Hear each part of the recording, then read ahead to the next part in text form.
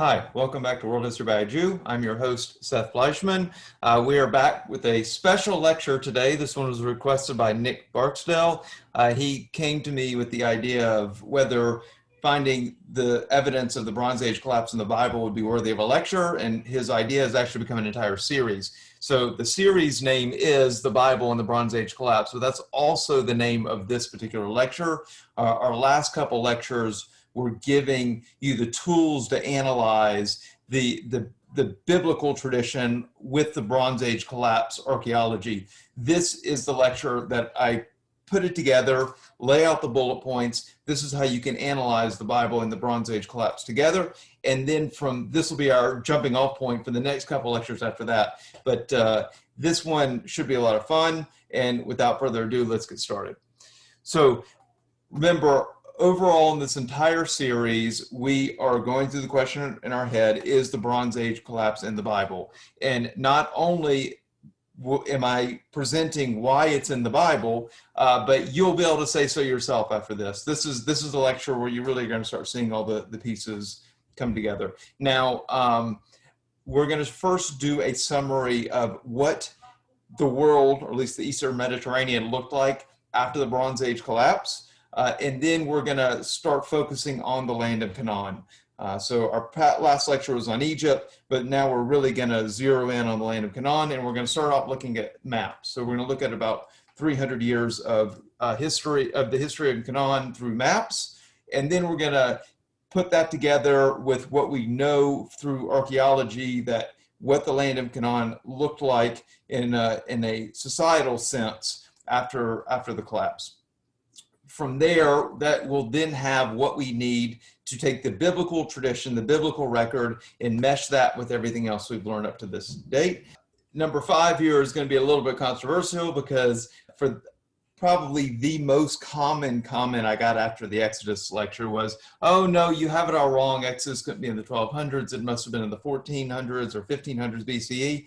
After you see this lecture tonight and see how the Bronze Age collapse affected the biblical tradition, you will be able to see that, oh wait, it couldn't have been the 1400s, it couldn't have been the 1500s. The 1200s makes a lot more sense. So we will be concluding tonight with me answering the question, Seth, just give me a straight answer. Is the Bronze Age collapse in the Bible? And I believe you will emphatically be able to say, yes, it was, after seeing this lecture this evening. Let's jump right in. We ended our last lecture with this slide, and it's going to be kind of our staging ground for tonight's lecture. So there's a few important points I want to emphasize before we move on. So after the Sea People's invasion was over and Ramses III led Egypt to victory, things were changed. The world wasn't the same anymore. Their world wasn't the same anymore. So the Sea Peoples now had been settled in the land of Canaan.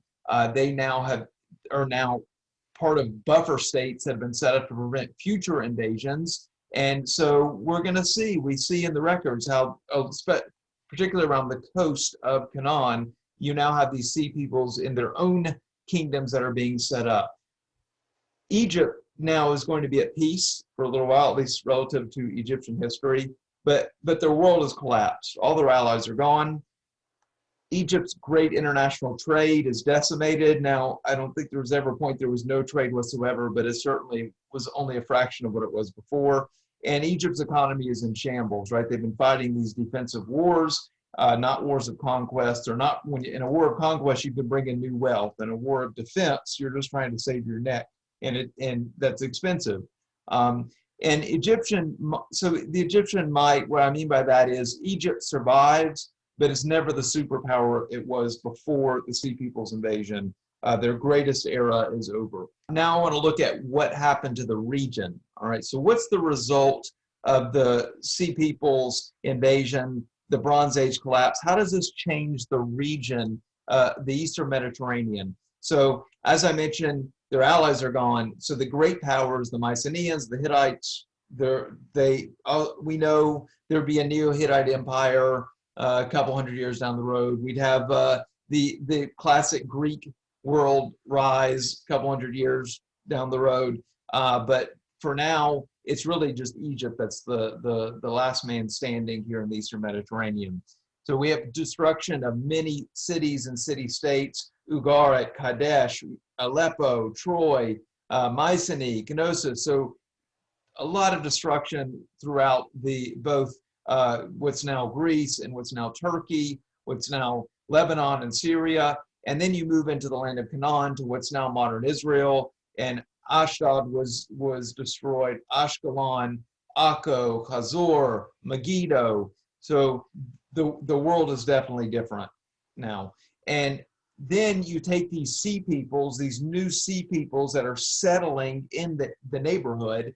And then I mentioned in the previous lecture that we have, it could be debated a little bit, but we have 9 named sea peoples that I have listed, and about half of these guys are going to end up settling in the land of Canaan.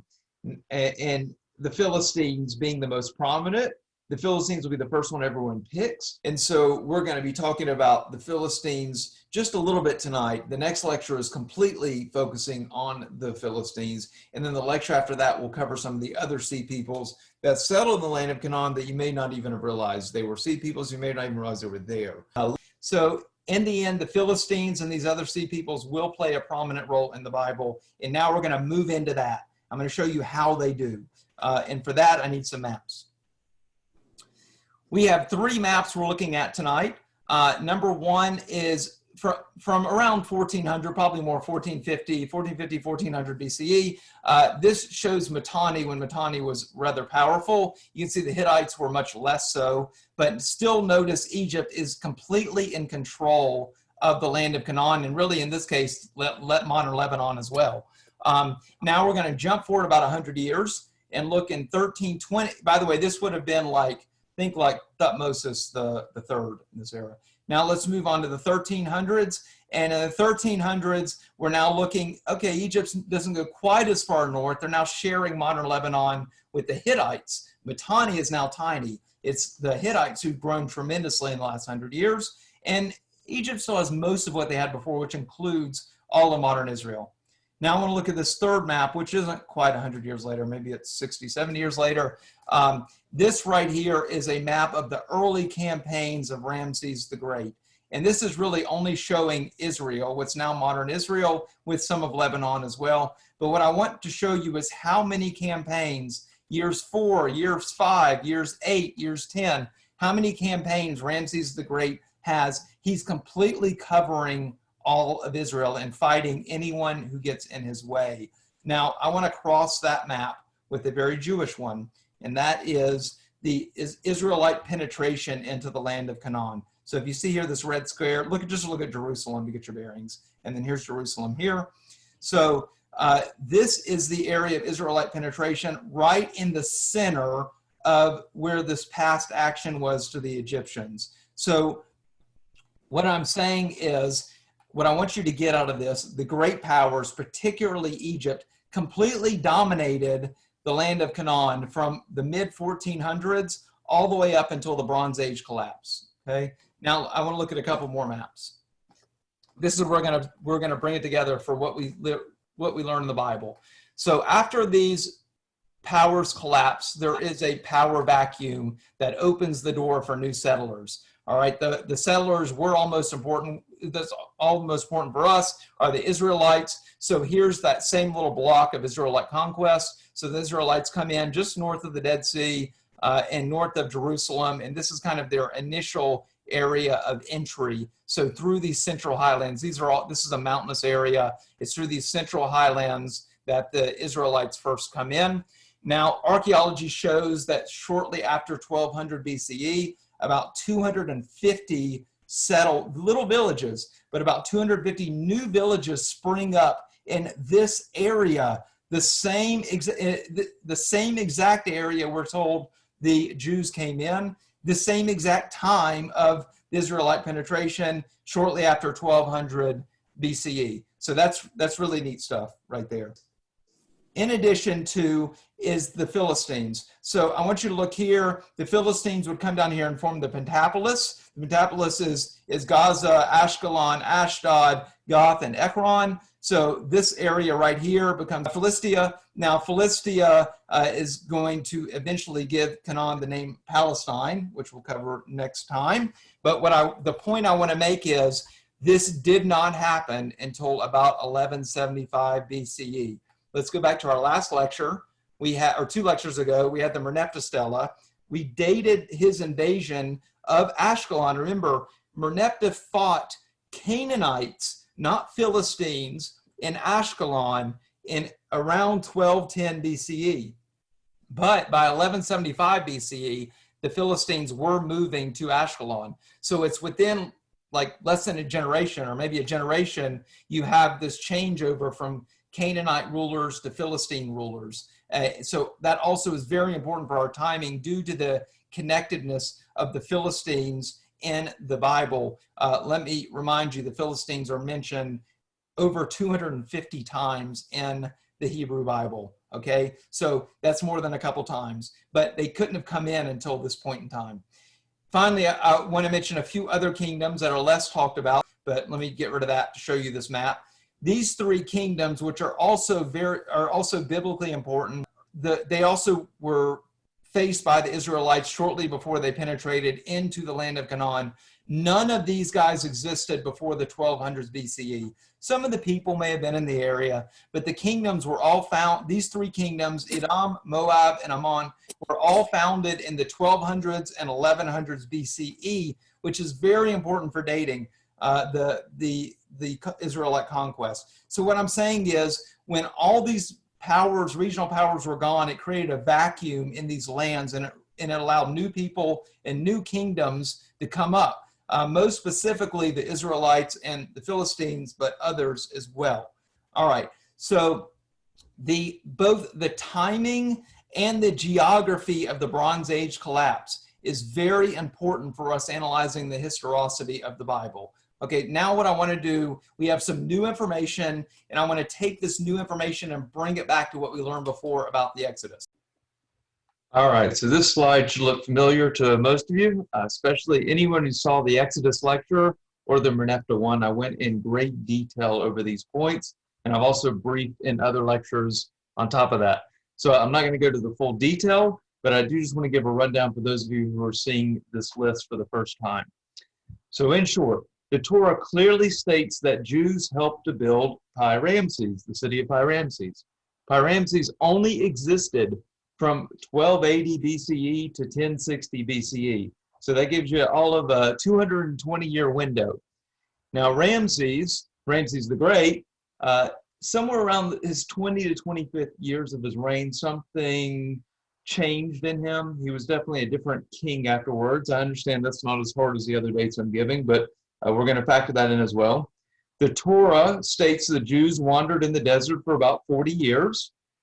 And number 5, the Merneptah Stela tells us that the people of Israel, not the country, the people of Israel were in Canaan about 1210 BCE to definitely before 1208 BCE, but somewhere right around there. Now, if you mix all that in a pot, you're going to get a range for the Exodus from about 1270 to 1235 BCE. And really, just looking a little bit closer at these numbers, you can narrow that down to about 1260 to 1245 BCE. So you got your 15-year window there. Now, for the sake of simplicity, as we get through the rest of this lecture, instead of saying 1260 to 1245 every time, I'm just going to say 1250 BCE, but just know I'm saying about 1250 BCE. I'm not saying it's that exact. And again, if you want to know more about this dating, then just see either the Exodus lecture or its follow-up, the Oldest of Jews, and that'll fill you in on the details. All right, now what I want to do is take this date range we've just established, and we're going to compare it with both rabbinical dating and other Bible commentators. And this is where I'm really going to drill into this point about people thinking the Exodus could have occurred in 1400s or 1500s BCE. We're gonna take a much closer look at that now. the most common scripture dating outside of rabbinical dating is this. And it may fluctuate a few years here or there, but basically biblical dating outside of rabbinical tradition adds up the years in the Bible as such, and they come to the conclusion that the Exodus must have been like 1450 to 1500 BCE, somewhere in there. All right, and I'm not going to go through these calculations because, quite frankly, I don't agree with them. But I wanted to give you the comparison so you can see that this is how people are coming up with this idea that the Bible tells that the Exodus was in 1450 BC or thereabouts. Notice there's already a difference in the beginning where if you look at rabbinical dating, and y'all have seen me use this chart a couple times in these lectures, Abraham was born in 1813 BCE in Jewish tradition. Already see here it's 2166 BC. So you have a difference from the very beginning. And whereas they're dating Exodus at 1446, 1450 BCE, we dated at 1313 BCE. Now I understand 1313 isn't 1250, but just to give you an idea, that's only about 60 years difference. 60 years difference over 3,300 years is about 1.5%. So 1.5% margin of error doesn't sound too bad. But anyway, I'm not really using either system. I'm focusing more on what the archaeology tells us. I feel the archaeology tells us it's about 1250 BCE. Now, I'm putting an X there because I don't want you to look at it anymore. You're now forbidden to use that chart from now on. It's done. You never saw it. But what I really want to get to is there are two options for the start of the Israelite conquest. There's one saying it was around 1250 BC.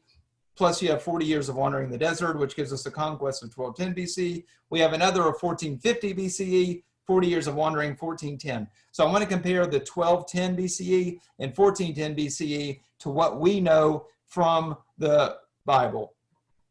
And now we're going to mesh that with the Bronze Age collapse. So this is our last slide for tonight, although I'm going to do a few things with the slide. We're now closing in on the end. So here's kind of our grand finale. I'm pulling out the big fireworks. The Israelite conquest was possible only after the Bronze Age collapse. So I'm about to prove that to you if I haven't already. All right. Number one, Egypt, as I showed you in the maps, completely dominated the land of Canaan from Thutmose III in the mid-1400s up until Ramses II towards the end of the 1200s BCE. All right. They had complete control of the land of Canaan. And they kept excellent records. We see repeated invasions in Egypt, and they always list every city they fight. They always list every people they fight, but it wasn't until 1210 BCE or thereabouts that Merneptah had to face the people of Israel. Merneptah gives us the absolute earliest record of the Israelites, and this isn't just Egypt. This is the Hittites. This is Mitanni. We have the hundreds of Amarna letters, never mention Israel. And they're focused on Israel. I'm sorry, they're focused on Canaan all the time. They never mention Israelites. They do mention Habiru, so you got to look at my lecture on that if you want to know about the Habiru. They do not mention the Israelites in hundreds of letters involving Canaan. And finally, you have Ugara, who I told you was like the Venice, who had this great core of communication. It was destroyed in 1180 BCE. It also never mentioned Israel, which tells you something. If you put all this together, they probably weren't there before 1210 BCE. That's kind of how it all comes together. Now, all right, so I want to look at the reverse. Who rules Canaan in the Bible, right? The Bible doesn't say the Egyptians were ruling Canaan. It doesn't say the Hittites are ruling Canaan, right? It doesn't mention the Ugarit. Right? If the conquest was earlier than 1200 BCE, Jews would have repeatedly sparred with Egypt. They would have had fight after fight after fight with the Egyptians. They did not. They had fight after fight after fight with the Philistines. So it had to happen after the Philistines were there. The fact that they don't mention Egypt and the Hittites in the Bible, that omission is a huge clue to timing the entire process. I want to mention a few other points here. The Sea Peoples destroyed the Canaanite coast. So when they destroyed all these cities, they also destroyed all the powers that could have taken control, right? So Ugarit was a pretty powerful city. If it wasn't destroyed, maybe it would have taken over the land of Canaan when all these great powers were gone. But it was destroyed by the Sea Peoples. So not only did the Jews have God on their side, they also had the Sea Peoples destroying all these people before they had to face them. Also, on the iron weapons. This is more from the last lecture, but I'm kind of combining both lectures here. The Jews were facing, the Israelites were facing iron weapons when they invaded. Well, iron weapons weren't common practice until around the Bronze Age collapse. Another important dating clue. Now, the Philistines did not come in until 1175 BC, which I kind of already said because I got on my high, but just know that this 1175 BC is a pretty firm date. Maybe it's 1178, some may argue 1180, but somewhere thereabouts when the Philistines started settling in Ashkelon. Now, we then talked about the other kingdoms, the less mentioned kingdoms, but they are listed in the Bible that the early Israelites were facing: Edom, Moab, and Ammon, all circa 1200, 1100 BC. And finally, we had, because there was no imperial control, the Jews were able to found some 250 plus villages in the central highlands. So you had, right, if you have all these new people moving into the land of Canaan, they got to have a place to live. So this then answers the question, where could new migrants moving into the area live? Well, one of these 250 new villages that did not exist before. So for those who think that the Jews were there earlier, I think this gives you an astronomical amount of information as to why they could not have been there earlier than the 1200s. And if you still think they're there in the 1400s, what in the world do you think they were doing for 200 years? Okay, so let me summarize. What does the Bronze Age collapse teach us? It gives us a unique time and place for Exodus to occur and the Israelite conquest to occur about 40 years later, right? We have no more major powers in Canaan. We have no previous diplomatic record of the Jews before the 1200s. We have sea peoples cleared a lot of the regional powers. We had to have the Iron Revolution to have iron to be in the biblical stories. The Philistines and the neighboring kingdoms didn't exist until after the Bronze Age collapse. And finally, you have these new villages to live. All this came together in a very small window of time. So let's go back to our original question. Is the Bronze Age collapse in the Bible? Not only is it in the Bible, I believe it very well helps prove the historicity of the biblical story. You couldn't do much better than that with the information I've given you tonight. Okay, so next lecture, I have more controversy and more fights for you. Who were the real Philistines? Are today's Palestinians the same as the ancient Philistines? What does the archaeology even match the Bible? What can DNA tell us? And should we be calling it Palestine or should we be calling it Israel? All right, I think that's enough controversy for us all for one evening, right? If you enjoyed this video, please like it. And also, if you want to know about more videos, please subscribe to my channel. I do have a weekly email. Don't worry, it's only one email a week. If you'd like to get it, at this point, I'd like to open the floor for questions.